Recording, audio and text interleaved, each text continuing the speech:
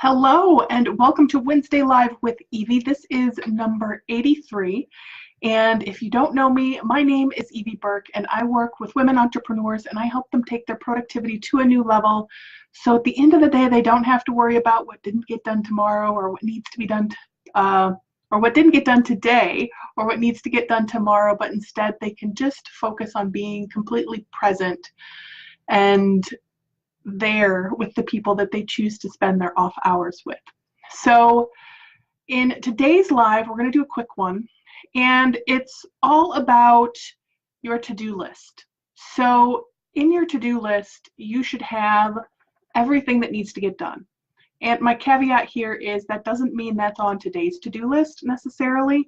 Some of those things might be in your master to-do list, and that's a topic for another day. But you want to have somewhere captured everything that you want to do. Now, one of the problems that people run into when they go about having this to-do list, I'm making sure I wasn't muted.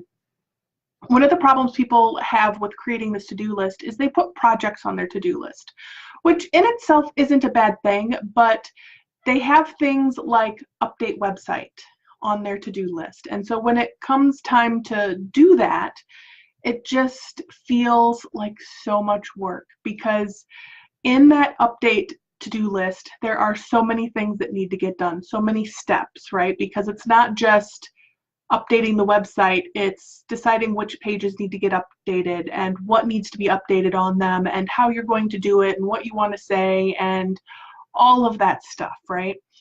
So instead of saying or writing down update your to-do list, you want to have things, steps lined out. But even that can feel like a hassle sometimes when creating your to-do list, right? Because you're like, okay, not only do I have to know that I need to update my website, but now I need to take the time to figure out what that entails. And I just don't have time for that, so I'll do that brain dump. I'll write down everything that I need to do later because I just don't have time to write down all those steps. Well, here's a tip for you to kind of work around that. And instead of saying something like update website, the task can become outline the steps needed to update the website.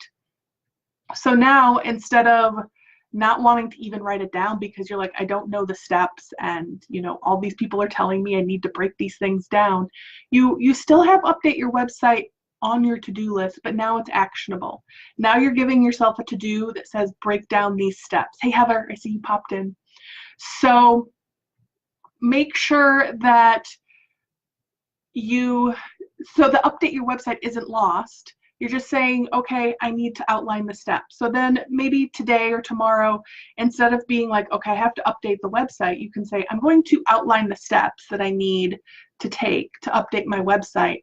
And then I can do one or two of those steps tomorrow, and I can do the next steps the next day. And you can kind of, instead of having this 3-hour project that has to get done, you have maybe 20 minutes to outline what those steps need to be, or however long it takes you, and then you can break it up and tackle it over the next couple of days or so, instead of being like, okay, I have this 3-hour project on my to-do list of updating my website, and oh, it just feels like so much work.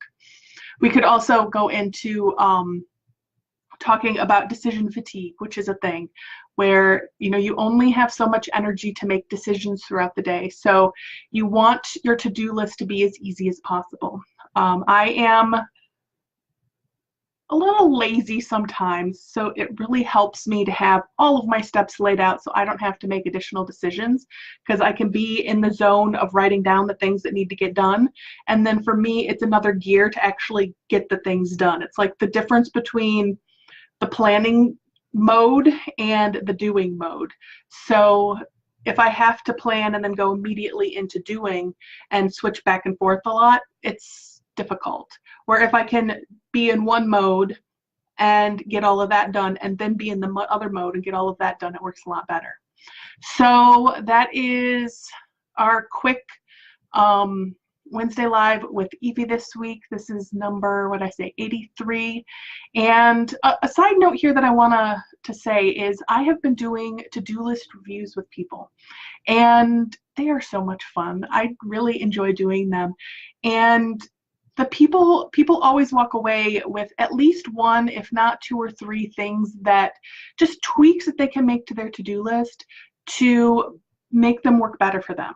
And I want to emphasize that this isn't about me teaching you how I do my to-do list. This is about me listening to what's working and not working with your current to-do list setup and helping you figure out, okay, what are some tweaks to what you're currently doing to make it better? Because I know from my own experience, if I try to change everything at once because the system will work better, yes, maybe that system or something else would work better, but changing everything at once is a huge step, where if I can make small tweaks to what I'm doing and then end up somewhere, it's a lot easier. So that's what a to-do list review is all about.